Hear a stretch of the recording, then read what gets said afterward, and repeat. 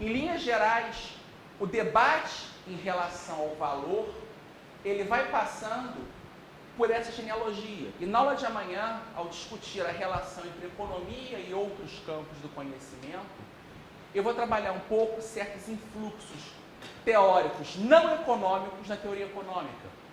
Porque muitas vezes do campo do pensamento jurídico, do campo da epistemologia, no campo da história, outras formas de conhecimento e os problemas concretos da realidade dão esses saltos no pensamento econômico, mudando alguns paradigmas estabelecidos.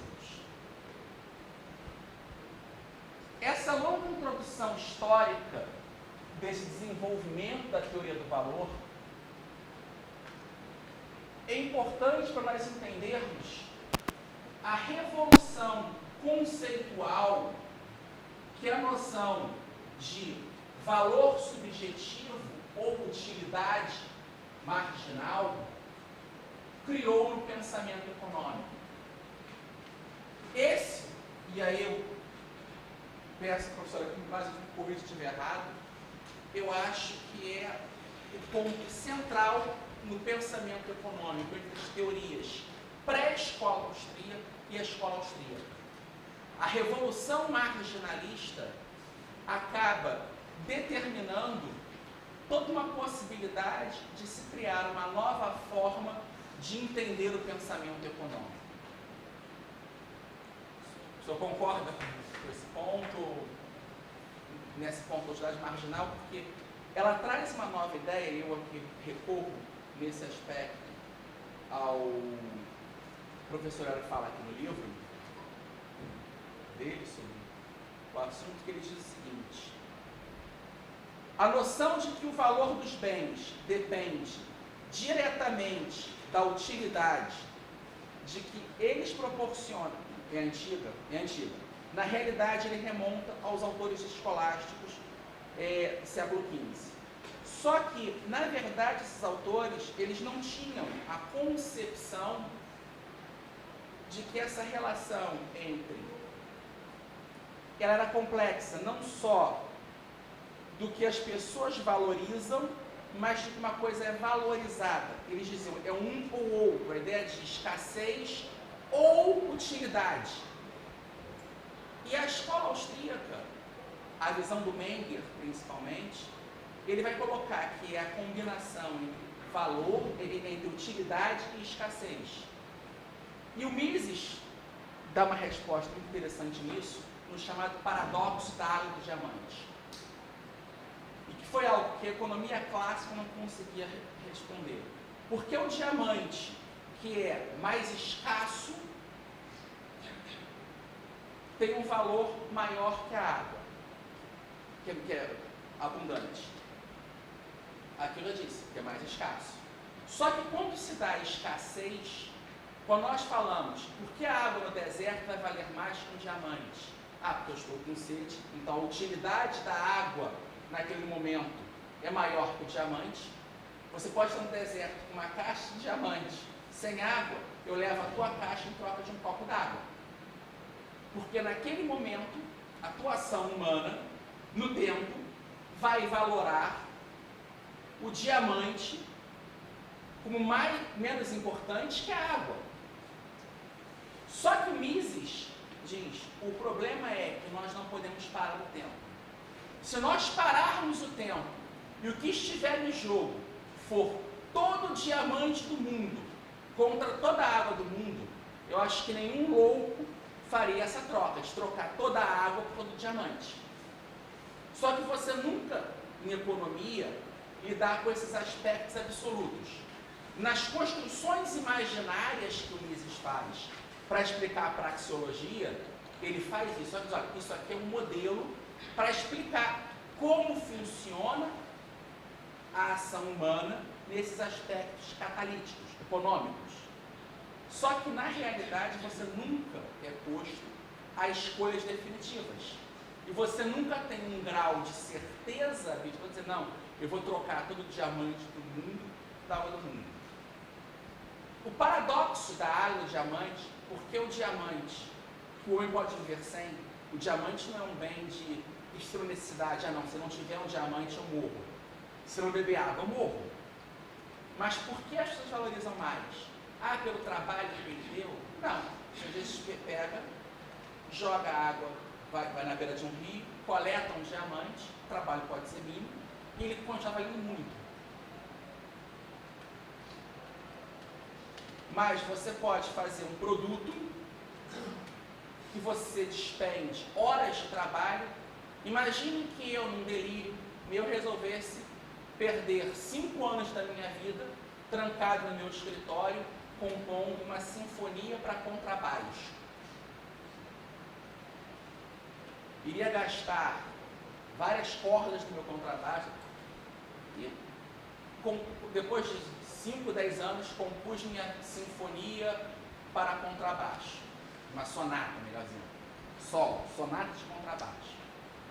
E eu acho que ficou tão legal que eu vou pegar todas as minhas economias, sem minha esposa saber, eu vou hipotecar minha casa, vou alugar um espaço no estúdio, vou me trancar uma semana no estúdio e gravar a obra-prima da minha vida, Sonata para Contrabaixo. Vou pegar empréstimo no banco e vou fazer um marketing imenso para divulgar o CD, a Sonata de Contrabaixo Alex Catarina. Eu empenhei trabalho, capital, tempo, para fazer algo que o valor é quase igual a zero. Mais louca que a minha ideia de fazer isso é achar algo louco que compre aquilo. Pode ser que tenha, mas eu não acho que nós encontraremos um número de pessoas suficiente no mercado. Louco para sempre tem gente disposta a comprar a lua, o pão de açúcar. Se for para todos, não, vou vender pão de açúcar. Hoje em dia não, as peças que no passado, muita gente ganhou dinheiro vendendo pão de açúcar para turista. Tem gente que pode aceitar. Mas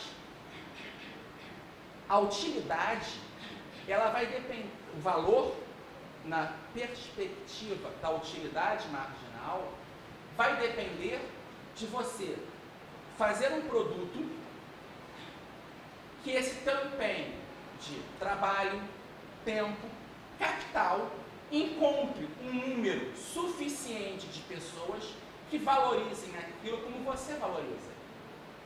Por que certas obras de arte valem muito e outras valem nada? Porque existe um número de pessoas que vai dizer isso.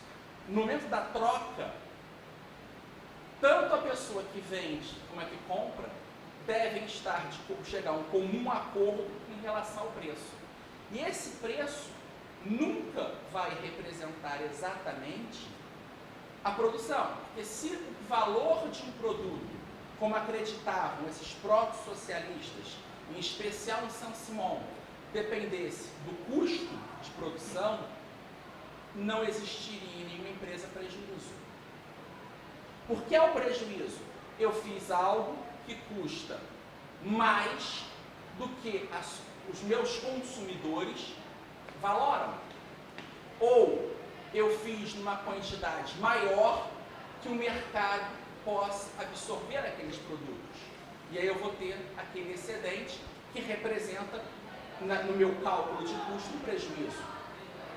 Então, a questão da utilidade marginal, esse valor subjetivo, que ele só vai ser descoberto nessa relação entre produtor e consumidor, as duas partes devem estar em comum acordo nisso.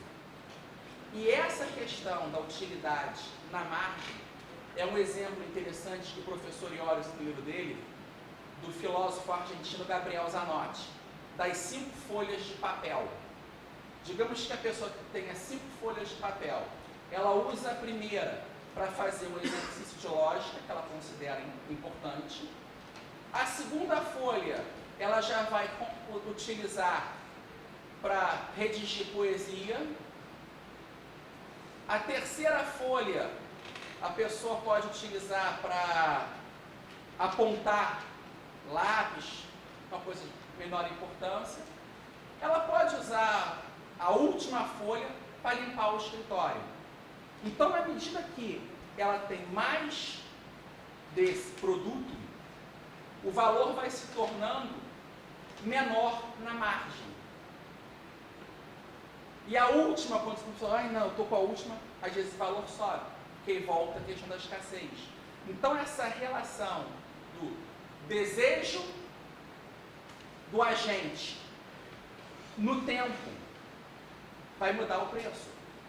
É uma coisa interessante, um exemplo prático disso, por exemplo. Agora é uma época na região, nos Estados Unidos, que eu estou, é a época da colheita. Então as fábricas fazem a colheita dos produtos agrícolas e enlatam. Então você tem uma quantidade imensa de latas de ervilha, por exemplo. A oferta de latas de ervilha é aparentemente maior que a demanda. As pessoas vão comprar menos. Então, o que as fábricas fazem?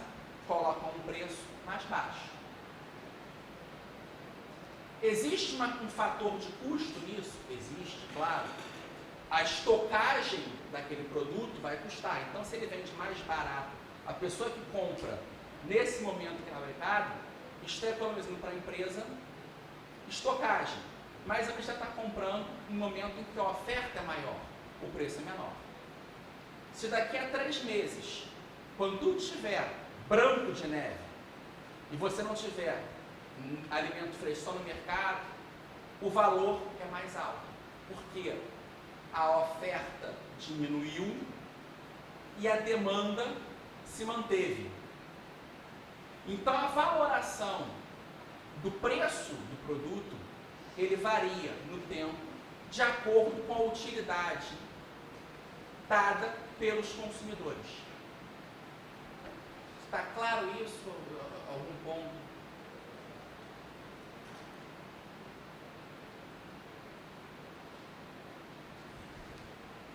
Então, o primeiro ponto de propagação da teoria da escola austríaca se dá por essa ideia de utilidade marginal.